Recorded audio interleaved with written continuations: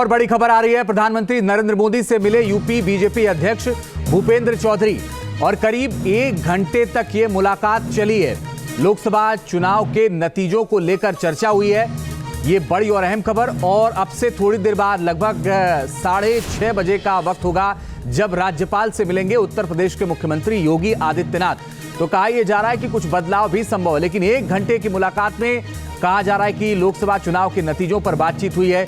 UP BJP में बड़े बदलाव के संकेत भी फिलहाल मिलते हुए नजर आ रहे हैं। सबसे पहले ये जान लीजिए कि आज और कल से क्या सियासी अपडेट हुए हैं। योगी ने आज प्रभारी मंत्रियों के साथ मीटिंग की और 10 उपचुनाव सीटों पर जीत के लिए निर्देश जारी किए। कल केशव प्रसाद मौर्य और भूपेंद्र चौधरी ने जेपी नड्डा से मुलाकात की थी। मुलाकात का यह सिलसिला आज भी जारी है। भूपेंद्र चौधरी ने आज पीएम मोदी से मुलाकात की। बताया जा रहा है कि मुलाकात 1 घंटे तक चली है। सियासी उठापटक पर अखिलेश ने बीजेपी पर तंज कसा तो डिप्टी सीएम केशव प्रसाद मौर्य ने भी अखिलेश यादव को आड़े हाथों लिया है।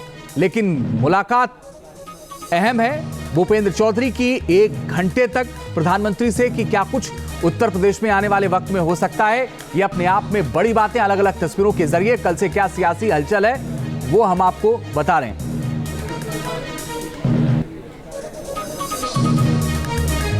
और हमारे 2 सहयोगी ज्यादा जानकारी के लिए जुड़ रहे हैं। दिल्ली से मेरे सहयोगी विकास जुड़ रहे हैं और साथ ही शुभम मेरे साथ लखनऊ से जुड़ रहे हैं। विकास, पहला सवाल यह है कि भूपेंद्र चौधरी ने पीएम मोदी से मुलाकात की, कल नड्डा से मिले। इस मुलाकात के क्या मायने हैं? क्या यूपी में प्रदेश अध्यक्ष बदला जाना है?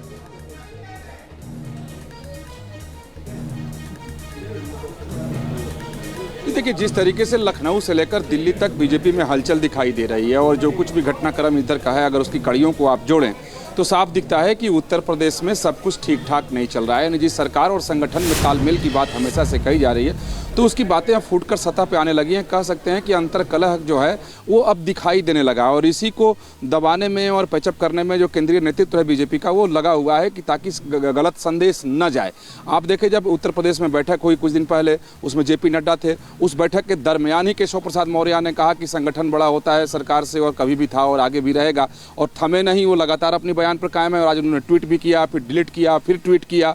तो सब कुछ ठीक ठाक नहीं चल रहा, ये तो बात बिल्कुल स्थिति साफ हो गई है। देखें, कल रात में केशव प्रसाद मौर्य और भूपेंद्र चौधरी की जेपी नड्डा के साथ मुलाकात थी। अगर संगठन की चर्चा होनी थी, अगर तालमेल की बात होनी थी तो दोनों नेताओं को साथ आना चाहिए था। नहीं, सबसे पहले केशव मौर्य आया, वो लगभग 45 मिनट बैठे रहे। वो जब गए तभी भूपेंद्र चौधरी नड्डा के पास पहुंचे और आज भूपेंद्र चौधरी पहुंच गए प्रधानमंत्री के पास। तो हालांकि आधिकारिक तौर पर तो वो नहीं बताया गया है कि मुलाकात किस लिए हुई है, मुद्दे क्या थे, एजेंडे क्या थे, लेकिन जो बातें सामने छनकर आ रही हैं कि संगठन की विस्तार से जानकारी भूपेंद्र चौधरी ने प्रधानमंत्री नरेंद्र मोदी के सामने रखी है। जो हार के मंथन में बीजेपी लगी हुई है उसके कारण क्या है, किन किन इलाकों में क्या स्थिति रही है, अब कार्यकर्ताओं के नहीं। विकास, मुझे एक चीज क्लियर कर दिए, अगर संगठन से जुड़ी जानकारी उन्होंने दी है तो संगठन का मतलब तो ये हो गया कि बीजेपी के जितने जीते विधायक हैं, बीजेपी में जितने पदाधिकारी हैं उत्तर प्रदेश में, बीजेपी में जितने लोकसभा के सांसद हैं और संगठन में जितने कार्य करने वाले, तो सबकी जानकारी दी होगी उन्होंने।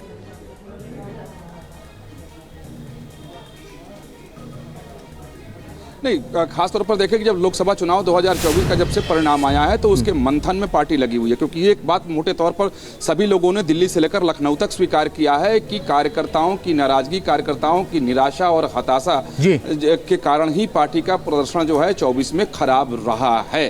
तो खराब क्यों रहा है लोकसभा चुनाव में, उसकी समीक्षा भी लगातार पार्टी की तरफ से की जा रही है और कारण ढूंढ कर निकाले जा रहे हैं। तो उसकी उन बातों की तमाम जानकारी दी है। साथ ही बिल्कुल विकास, बने रहे, हम लौट रहे हैं आपके पास। हमारे साथ शुभम भी लखनऊ से बने हुए हैं। शुभम, मुख्यमंत्री की क्या मुलाकात होने जा रही है राज्यपाल से, और मुलाकात कितने बजे है, और साथ ही आज के मुलाकात का मुद्दा क्या है?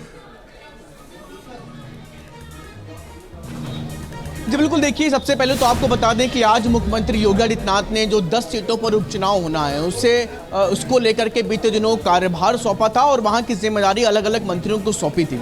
उनके साथ एक बड़ी बैठक करी है। इस बैठक करीब 1.5 घंटे के आसपास चली। तमाम अहम मुद्दों को लेकर के चर्चाओं और एक शाम को करीब 6 बजे के आसपास का समय बताया जा रहा है कि जब मुख्यमंत्री योगी आदित्यनाथ राज्यपाल आनंदीबेन पटेल से मुलाकात करेंगे।